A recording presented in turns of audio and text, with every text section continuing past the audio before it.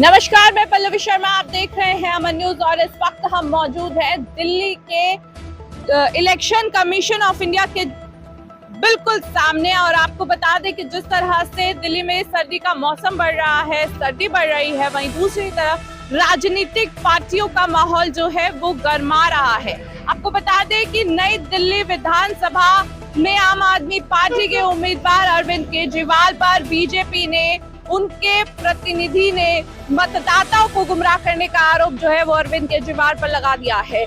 आम आदमी पार्टी के राष्ट्रीय संयोजक अरविंद केजरीवाल अब एक और नई मुसीबत में जो है फंसते हुए नजर आ रहे हैं। बता दें कि बीजेपी नेता प्रवेश वर्मा, जो दिल्ली से ही प्रतिनिधि है, उनका दावा है कि नई दिल्ली सीट से अरविंद केजरीवाल के नामांकन को फिलहाल जो है वो होल्ड कर दिया गया है। उन्होंने अरविंद केजरीवाल पर उनके नॉमिनेशन में आय समेत कई सारी चीजों को छुपाने का आरोप लगाया है। उन्होंने कहा है कि वे वोटरों को गुमराह कर रहे हैं। आपको बता दें कि एडवोकेट साकेत गुप्ता ने खुद को नई दिल्ली से बीजेपी उम्मीदवार के प्रतिनिधि बताते हुए उन्होंने कहा है कि हमने वहां से अरविंद केजरीवाल के नामांकन पत्र पर आपत्ति दायर कर दी है। उन्होंने आगे बताया कि हमने रिटर्निंग ऑफिसर यानी आरओ के सामने आपत्ति रखी है कि अरविंद केजरीवाल ने 2019-2020 में अपनी जो आय है वो 1,57,823 रुपए दिखाई थी, जो मासिक 13,152 लाख रुपए है। वही पूरी तरह से उसे गलत बताया गया है और उसे सरासर झूठ बीजेपी की तरफ से बता दिया गया है। विधानसभा के दस्तावेजों के मुताबिक हर प्रत्याशी को, हर मुख्यमंत्री को हर रोज 20,000 रुपए वेतन के साथ साथ 1,000 रुपए का दैनिक भत्ता भी मिलता है। उन्होंने जो जानकारी दी है वो न्यूनतम वेतन अधिनियम का भी उल्लंघन करती है, ऐसा बीजेपी का कहना है। बीजेपी ने कहा है कि अरविंद केजरीवाल जो है वो अपने मतदाताओं को इस तरह से गुमराह कर रहे हैं। उन्होंने कहा है कि वोटर लिस्ट में वार्ड नंबर 52 में वोट नंबर 709 है।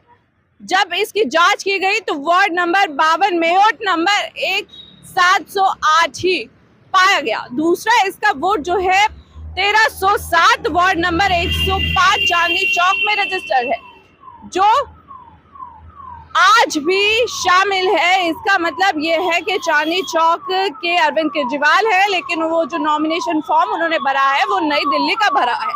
ये सरासर गलत है और साथ ही उनका नॉमिनेशन फॉर्म रिजेक्ट होना चाहिए, ये बीजेपी ने दावा किया है। उनके मुताबिक इसके अलावा अरविंद केजरीवाल का जो वोट है वो गाजियाबाद के कौशाम्बी में वार्ड नंबर 72 मतदाता संख्या 991 में भी दर्ज है। यानी कि यूपी में पंजीकृत मतदाता दिल्ली में चुनाव आखिर कैसे लड़ सकता है, ये बीजेपी ने केजरीवाल पर एक सवाल उठा दिया है। अरविंद केजरीवाल के खिलाफ राउज एवेन्यू पुलिस स्टेशन में भी गंभीर धाराओं में 3 मामले दर्ज किए गए हैं। उन्होंने इस बात की उन्हें जानकारी थी, लेकिन फिर भी उन्होंने अपने नामांकन हलफनामे में ये जानकारी नहीं दी और इस जानकारी को छुपाया है। ये बीजेपी ने अरविंद केजरीवाल पर आरोप लगाया है। आरओ ने अरविंद केजरीवाल के नामांकन को फिलहाल रोक दिया है। अभी इस मामले की जांच की जा रही है, जिसके बाद आरओ इस पर फैसला लेंगे। अब जिस तरह से बीजेपी ने अरविंद केजरीवाल पर ये तमाम आरोप लगाए हैं, उनकी इनकम से लेके कई जो बातें हैं, जो जानकारी है, उन्होंने नामांकन के दौरान इलेक्शन कमीशन से छुपाई है। ये बीजेपी ने दावा किया है, ये कितनी सही है या गलत ये तो आने वाला वक्त ही बताएगा और जांच के बाद ही पता लगेगा। लेकिन अगर ये सही निकली तो इसका फायदा जो है दिल्ली में अन्य जो पार्टियां हैं, चाहे वो कांग्रेस हो या बीजेपी हो या और भी राजनीतिक पार्टियां हैं, इसका फायदा जरूर ले सकती है।